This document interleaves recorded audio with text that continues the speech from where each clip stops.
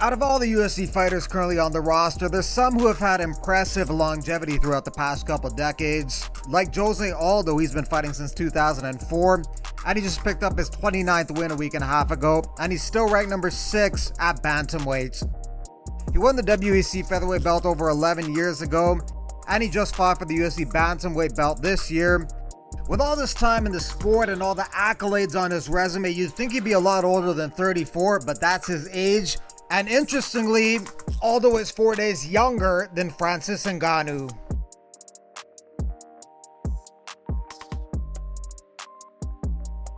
Glover Teixeira began fighting in 2002. He scored 20 wins in a row over a 7-year period and worked his way towards a title shot.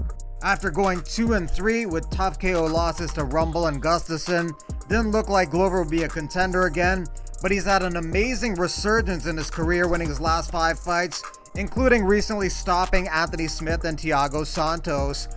And at the age of 41, he'll probably be next in line for a title shot versus the winner of Blachowicz and Adesanya. Damian Maia began fighting in 2001, and he's still ranked number 7 at welterweight. He's fought for the middleweight belt, he's fought for the welterweight belt, and his philosophy of winning fights by doing the least amount of damage to himself and his opponents has allowed him to be active still at the age of 43. He's going to fight one more time in 2021, and then he's going to call it a career. Alistair Overeem's had a pretty unbelievable career. He began fighting in 1999. He's been a Strikeforce champ, a Dream champ, a K1 Grand Prix champ. He has 66 MMA fights, 14 kickboxing fights, and despite all the hardships like getting knocked out a total of 20 times over the course of his combat sports career, he's still going strong at the age of 40 and still in the top 5 at heavyweights.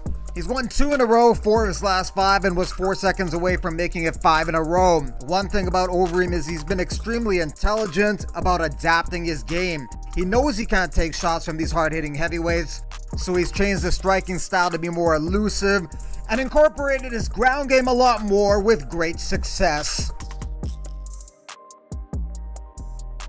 Frankie Edgar began fighting in 2005. He won the lightweight belt in 2010. He fought for the featherweight belt in 2015 and 2019. Now at the age of 39, Frankie's still ranked number 4 in a new division at bantamweights.